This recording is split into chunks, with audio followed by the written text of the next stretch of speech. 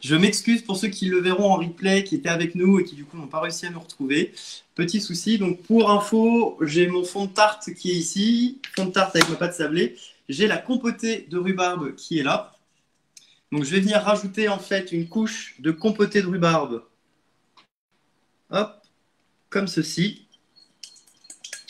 Dans laquelle j'ai rajouté un petit peu de vanille en poudre. Hop.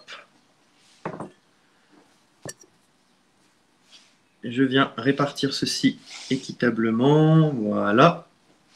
Et maintenant, je vais venir rajouter les morceaux de rhubarbe. Hop. En quinconce. Donc je démarre en haut, comme ceci. Hop.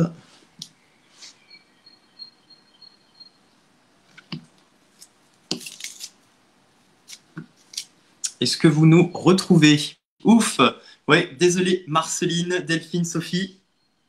Petite interruption. Toc.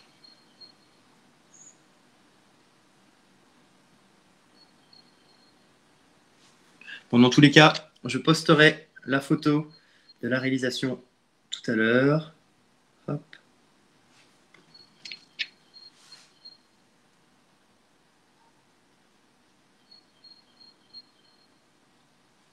Hop.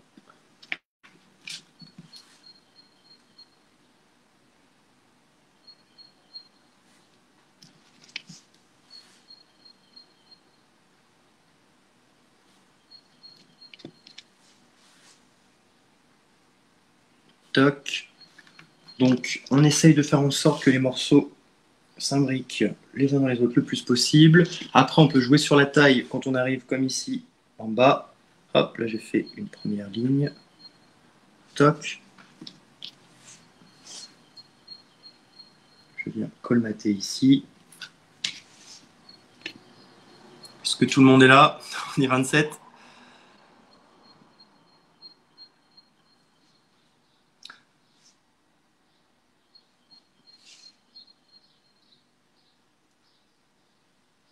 Hop.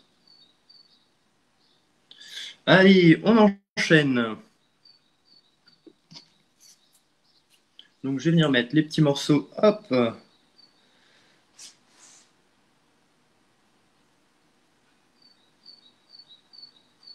Comme ceci, de part et d'autre. Hop. J'avoue, je vais laisser un peu tomber hop, le motif de départ pour accélérer. Je n'ai pas envie que ce soit trop long. Hop, du coup là, sur le côté, je reconstitue en fait un petit peu les morceaux de la tige originelle. Hop, là je vais rester dans ce sens-là. Hop, celui-là est parti. Et voilà. En tout cas, si vous voulez regarder les autres vidéos que propose la page Cooking Université, allez-y. Si vous regardez celle de ce matin, vous allez apercevoir les jolies plages de Corse. Je n'en dis pas plus. Hop.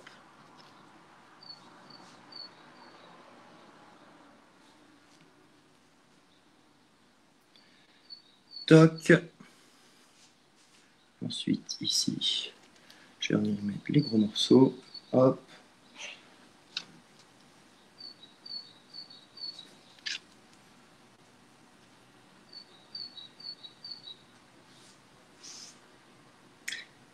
Désolé pour le zoom, normalement il y a la caméra de proximité qui est là, mais qui n'a plus de batterie. Donc là, je viens colmater. Donc j'ai un petit peu accéléré la cadence pour pas que ce soit trop long au niveau de l'ajustement. Là, je viens rajouter des morceaux de rhubarbe où j'ai un petit peu de place. Toc, donc ça permettra d'avoir quelque chose de bien acidulé. Je suis assez fan, moi, de la saveur de la rhubarbe. Toc, je vais en mettre vraiment partout où je peux. J'ai mis juste la bonne dose de compoté pour éviter que ça déborde. Ensuite, on mettra ça au four 35-40 minutes à 180 degrés. Mon four préchauffe. Je vais rajouter sur le dessus. Hop, bah, du coup, j'ai oublié de mettre les flocons d'avoine. Donc là, je rajoute le sucre roux, comme ceci. Donc, il faut faire attention avec la rhubarbe. Hein. Comme je disais tout à l'heure, c'est bien un légume qu'on utilise essentiellement en sucré et on a tendance à rajouter pas mal de sucre, du coup, justement pour compenser ceci. je viens prendre des morceaux de beurre que je viens déposer sur le dessus. Hop. Donc, petit clin d'œil à mes origines vendéennes, hein, du beurre demi-sel. Donc ça, c'est totalement facultatif. Hop. C'est juste pour rajouter un petit peu de gourmandise. Toc.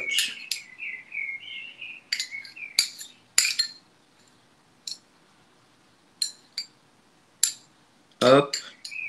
Allez, un petit dernier au milieu. Je vais enfourner tout ceci. Voilà. Et ça part en cuisson.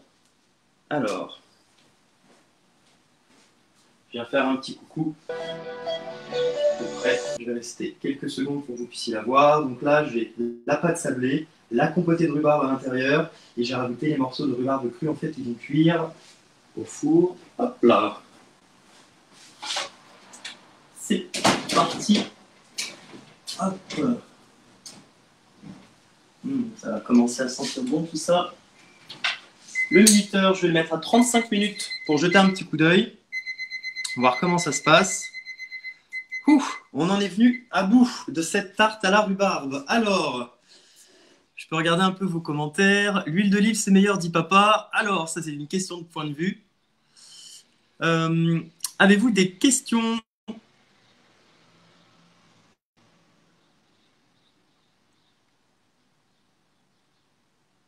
Oui, désolé pour ceux qui du coup n'auront pas eu la jonction entre maintenant. Bon, tout simplement, en fait, j'ai coupé quand je vous ai quitté tout à l'heure, j'étais en train de découper ma rhubarbe en biseaux. Et là, en fait, j'ai assemblé les morceaux sur la tarte. Donc après, vous allez voir que ça prend plus ou moins de temps de vouloir faire de jolies formes géométriques pour voir dans quel sens on les imbrique. Donc là, moi, je suis parti plutôt sur quelque chose, une sorte de petite torsade. Et après, pour terminer un peu plus rapidement, j'ai rajouté un petit peu les morceaux, on va dire, au petit bonheur la chance. Et je viens de mettre ça en cuisson. Donc, on a terminé pour aujourd'hui. Je vous donne rendez-vous dimanche prochain à 15h pour un prochain live. Peut-être que Maxime sera avec moi. Ça sera la surprise. Je vous mettrai comme d'habitude les photos du résultat final, donc de la tarte quand elle sera cuite. Je posterai ça sur ma page Facebook professionnelle Guillaume Chef Pâtissier à domicile. Et pour terminer sur Cooking Université, pour ceux qui découvrent, c'est en fait une plateforme qui propose à des professionnels, à des particuliers, à toute personne en fait qui souhaite enseigner et proposer des recettes, de prendre la parole sous forme de live. C'est du coup très chouette, c'est un très très bon exercice. Et quand les choses ne se passent pas forcément comme on veut, ça peut être un peu stressant, j'avoue. En tout cas, merci à tous pour votre bienveillance. Et je vous dis à très bientôt. Prenez soin de vous. Je regarde vos derniers commentaires. Alors malheureusement, la vidéo restera, je pense, sous ces deux morceaux. Il y a eu le premier tronçon et la fin qu'on vient de rajouter, qui a duré, je pense, 5-10 minutes. À tout casser. Ouais, 9 minutes 30. Parfait. Alors, je vous repartage, pour ceux qui le souhaitent, le lien avec les ingrédients, les temps de cuisson, le matériel utilisé. Vous retrouverez tout ici. Hop, je vous mets ça en commentaire. Et je vais, du coup, hop, vous donner rendez-vous à dimanche prochain.